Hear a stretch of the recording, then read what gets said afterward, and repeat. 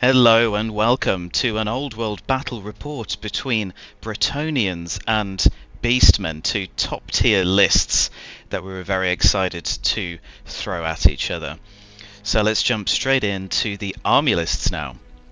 So with Bretonnia, we've got of course a Duke on a Royal Pegasus. He's rocking the virtue of heroism, so he's getting that monster blow, monster slayer, and killing blow, so he's looking to take out those big nasty enemies. He's got the seal of Paravon, so he's almost always hitting on threes and the Paymaster's coin, because as we know, rolls can be fluffed. So he's got that there to be able to re-roll to hit if needed, and of course the filthy 2-up save, re-rolling ones, because obviously we like our armor saves. He's also accompanied by a level 4 prophetess. She is on a unicorn. This is my first time using her like this. Normally I've got her on a horse and embedded in a unit of knights, but I thought it'd be quite cool to use this absolutely glorious model. So she's going to be stomping around on that unicorn using battle magic. Got a big block of men-at-arms, infantry. Again, normally I use 2 squads of 18, but this time they're in a big 30-man block with that sergeant at arms, just giving them an extra little bit of leadership and re-rolls. We've got the core, 2 lots of 6 mounted knights. We've got 15 peasant bowmen. We've got 3 Pegasus knights, very popular currently in tournaments, just 3 today though. And a little bit spicy, we've got 2 lots of Grail knights with the full command there.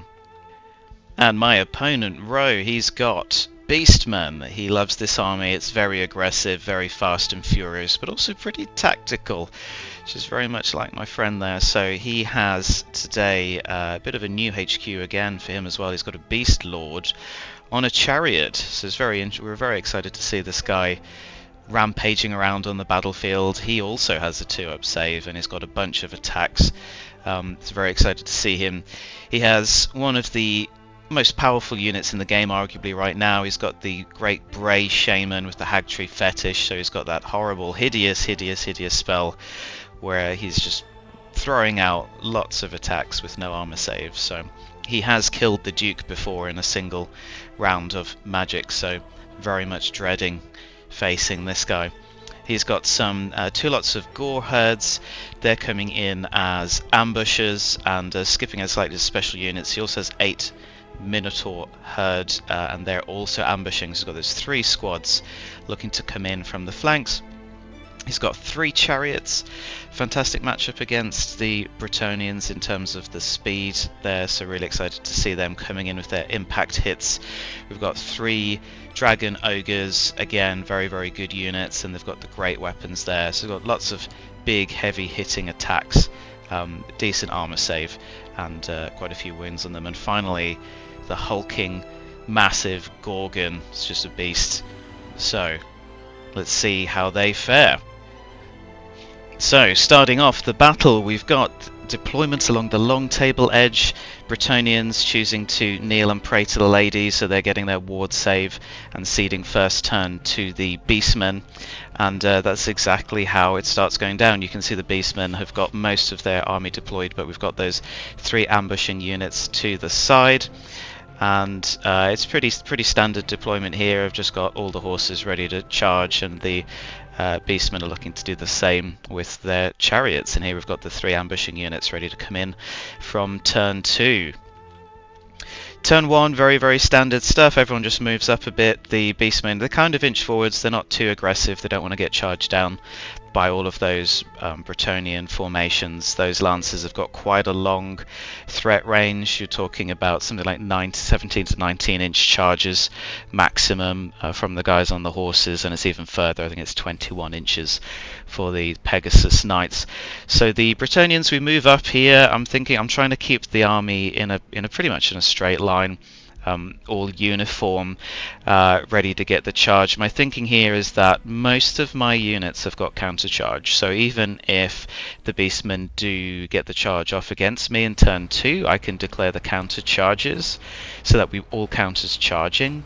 In my head I'm thinking that benefits me, as you're about to find out. Kind of doesn't in some situations, but skipping ahead there. So turn 1, we all kind of face up and move towards each other. We've got some initial magic volleys going on. The lady tries to throw a fireball over at the chariot straight ahead of her. I think she does 3 out of the 4 wounds with that fireball attack. Very nice. Fails to get her pillar of flame off, which is another spell that she chose. That's recurring. So throughout the rest of the battle, she tries to cast pillar of flame every turn, and every time it is denied by the Beastmen. Shaman, so that never goes off, but she does get a few fireballs, failing to kill the chariot at this time, but manages to bring him down to 1 wound, which is pretty good. She does forget to put the Blessing of the Lady, a regeneration save, on someone this turn. It wasn't until halfway through turn 2 that I remembered, so we didn't retroactively do that. That was a bit too far gone.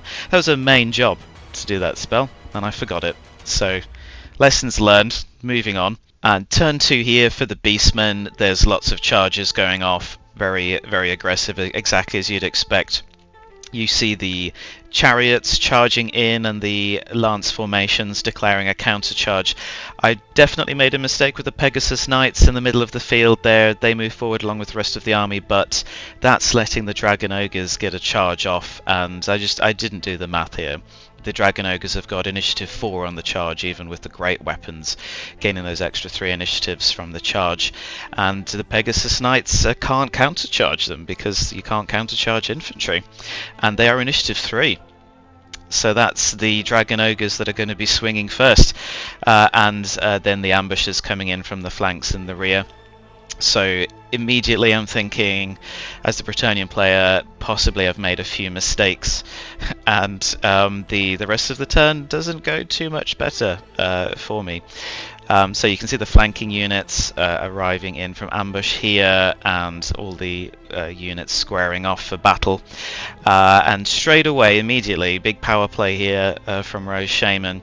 So he's rolling he was waggling his hag tree fetish at the unit of Grail Knights, and he's using a power scroll. This is a big brain move, so he gets to roll 3d6 to try and cast the spell, and he has to discard the lowest, and yeah, he rolls 2 6s and a 4, which is the equivalent of 2 6s.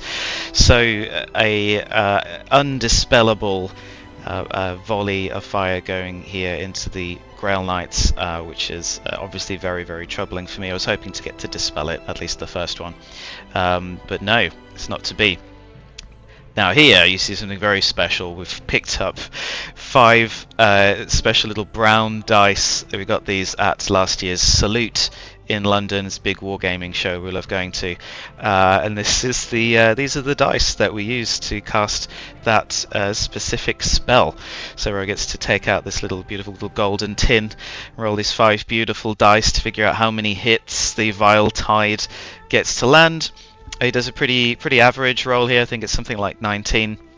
So it's 19 hits, and he needs 6s to wound. I think it's strength 1 or 2. It's very low. He needs 6s to wound, but he can re-roll that. So here his rolls. Just taking a picture of the dice, because obviously it's quite an important roll. I think he gets 3 6s, and then he re-rolls another 3 6s. So he's getting 6 hits off. And there's no armor saves on this, and because it's so low, the Grail Knight's ward save is only a 6-up, not a 5-up. And there they are. There's the ward saves. No 6s there. You can probably do the math. That's 6 Grail Knights dead. So once again, the Shaman has done it. He's managed to delete a very expensive unit of Bretonnians with a single volley of fire. But that's why he's so great. That's why he's so good. That's why he's such a good choice. It's a very painful deletion of a beautifully painted unit. But here we are. He's gone. They're gone. They're never coming back. In other news, we saw some battle here. The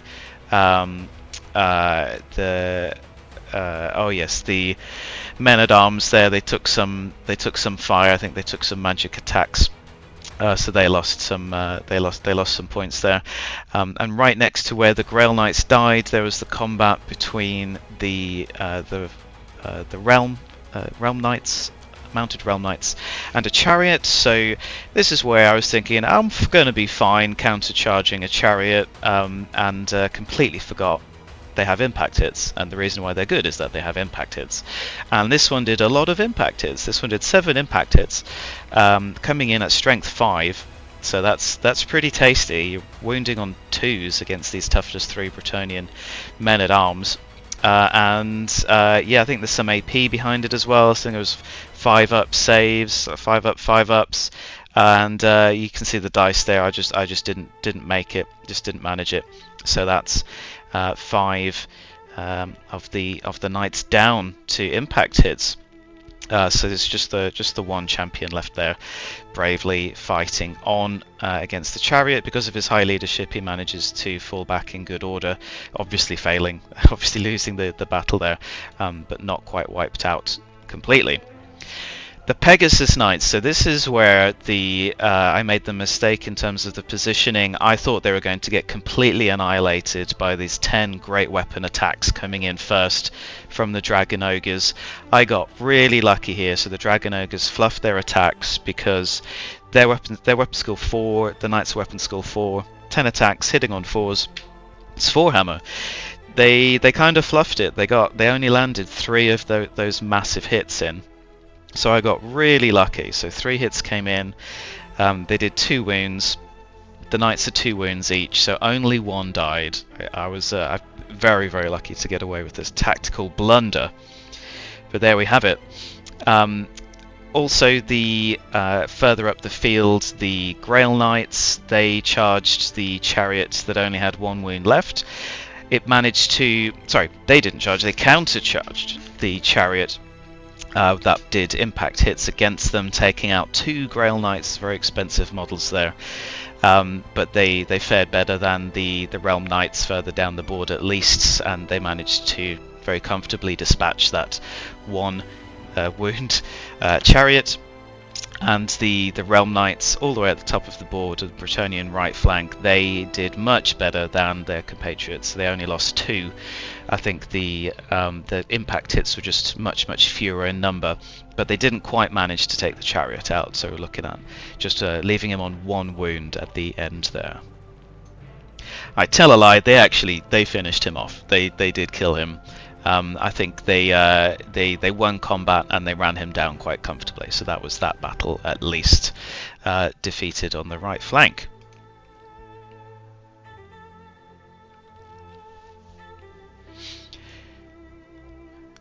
Bretonnian turn 2, I think this was. There's so much carnage and battle already. It was crazy that this was only the second turn.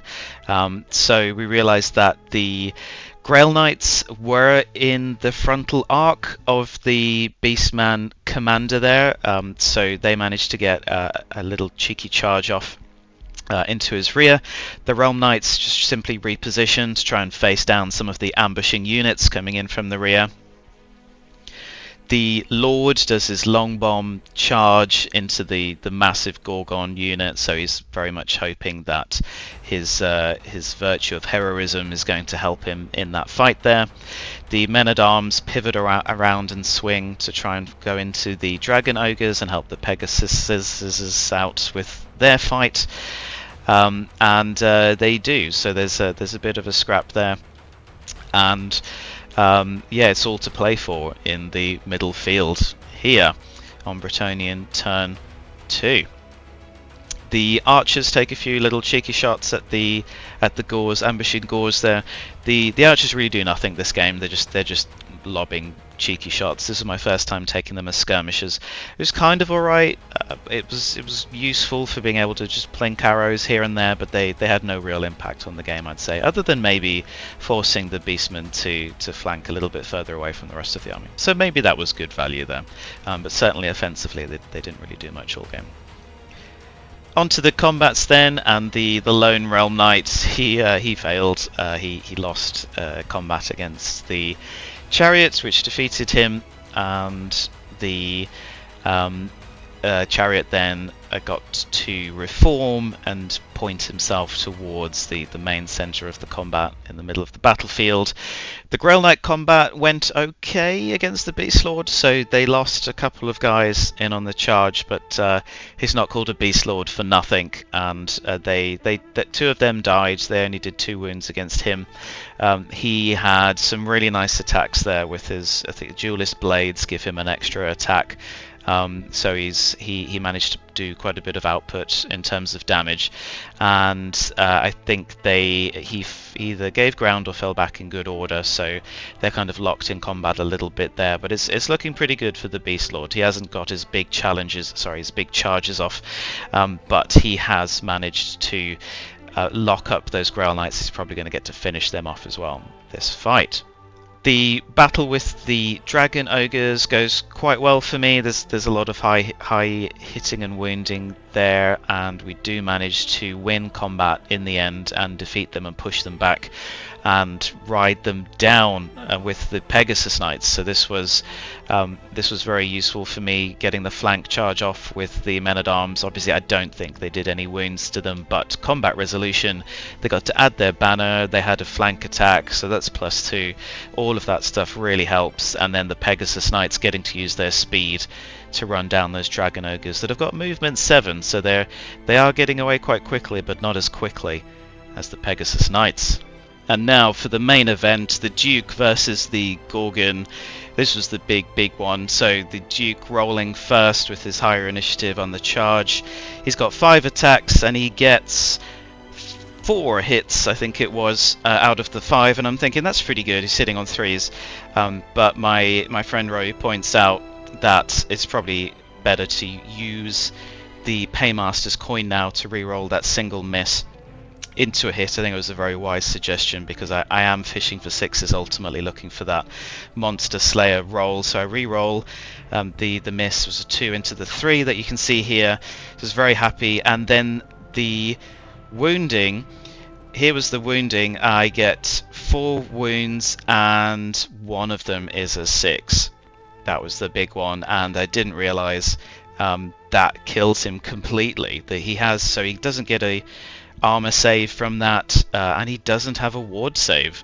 So the Gorgon defeated by the virtue of heroism. I was very happy with this. This is my first time taking that virtue, and and I got the 6, so paid off. My only regret was not using a different coloured dice for that one that I re-rolled with the Paymaster coin, just to see if that was the one. But I was very, very happy with that result. And there he is next to his 6. It's a big 6. It's kind of a big deal.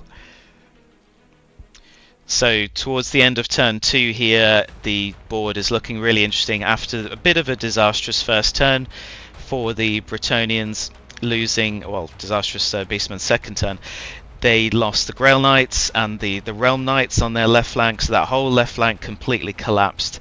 It was looking pretty bleak for them, but they've definitely managed to hold their own in the centre and the right flanks, winning all of their fights, repositioning, getting ready for the ambushing Beastmen, and really hoping to finish off the Beast Lord, and basically after the heroic charge into the middle of the board, turn around and face off against their opponents. So let's see if they manage to do just that. So I think we're towards turn 3 here. The Pegasus Knights get charged by the Beastmen chariot, which does a bunch of wounds on them, and I think they end up getting locked in combat there a little bit. The Minotaurs march up the board, so they're getting dangerously close to entering the battle here. And here's the big one. Here's the one I was fearing. The Beastman Bray Shaman faces off against my Duke with his vile tide hag tree fetish attack. This has killed him in a single turn before.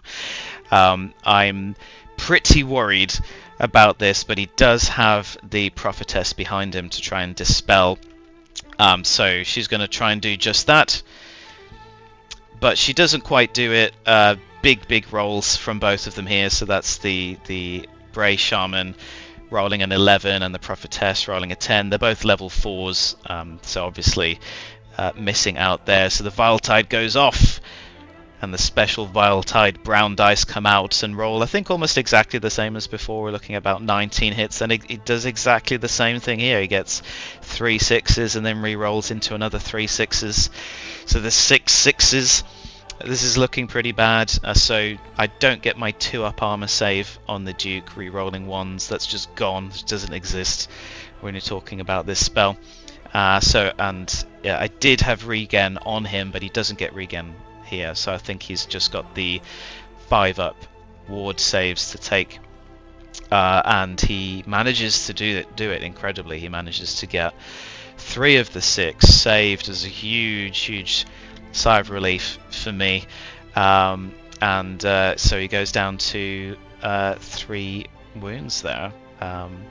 Actually, oh yeah, I tell a lie. This was the initial roll. He does get a regen save, so he did the 3 ward saves, and then he re-rolled the 3 fails with his 5-up regen. So that's the Prophetess putting regeneration on him, managing to get some more saves in, and that brings him down from 5 wounds to 3.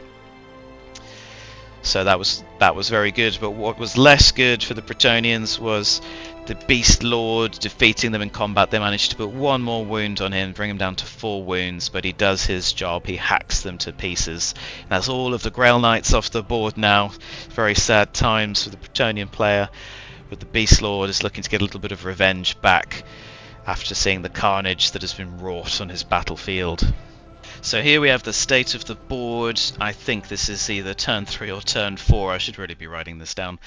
And we've got the single Pegasus Knight managing to stay in combat with the chariot at the bottom there, but we've got the Minotaurs coming in, so he's not looking long for this life. We've got some very tempting, interesting charges here in the center field. So we've got 2 leaders versus 2 leaders. We've got a Duke and a Beast Lord. We've got a Bray Shaman and a Prophetess. And in the Bretonian turn, there can only be one thing that we can do here. Realistically, it's got to happen. So both charge in. The Prophetess gets her long charge on the Unicorn. She's thought about fireballing and Pillar of Flaming, but you know what? She's on a Unicorn. Why not charge in and try and get some cheeky hits on this Shaman? And the Duke does the same against the Beast Lord. Now, interestingly, the Duke's Virtue of Heroism does not count with chariots, so he can slay massive monsters. He can kill pretty much any infantry on the board with a single 6. But the Beast Lord, because he's on a chariot, counts as a chariot, so neither of those special rules come into effect. So 6s aren't going to help him in this fight. He's just going to have to rely on brute force, and the Beast Lord, he's pretty brutish. So we get the combats off here, and the Prophetess wins her fight. This was quite an epic one. She only has 2 attacks. Her Unicorn has 2 attacks, and I think a stomp or 2. In the end, she does a single wound on the Shaman who was wielding his staff in defense, trying to get the ward save, but it's only a 5-up ward save, so she bonks him on the head with her staff. He fails his 5-up. He loses a wound. He loses combat, and the Unicorn rides him down. So that was that was an awesome moment for Bretonnians. Very happy with that. What was less awesome for Bretonnians, but very, very good for Beastmen, and this is where the battle really started swinging back in Beastmen favour. The Duke just couldn't get his hits off. He failed 4 of his 5 hits on the charge there. This was so important for him because he has a lance. He has no other magic attacks. He needed to get some wounds off on this Lord in this charge move. He doesn't want to get locked down in combat with him. This Lord is going to win in a battle of attrition, and he used his Paymaster coin, so there's no re-rolling. This is where the battle starts turning against the Bretonnians, and he loses a wound. I think the Beast Lord loses a wound, so they just get locked in combat there. But at least the Prophetess managed to scare off the Bray Shaman, who had already wrought so much damage on the battlefield with his spells. Beastmen coming in now, they win their fight against the Pegasus Knights. So they're all cleared off, so the board is looking pretty thin in terms of the Bretonnian forces, just as the Beastmen start closing in. So the chariot slams into the flank of the Lord. It is looking really bad for him. He's got no bonuses with his lance. Almost none of his abilities are able to come off. He's used his coin. The virtue of heroism doesn't work against chariots. This is looking very, very bad for him.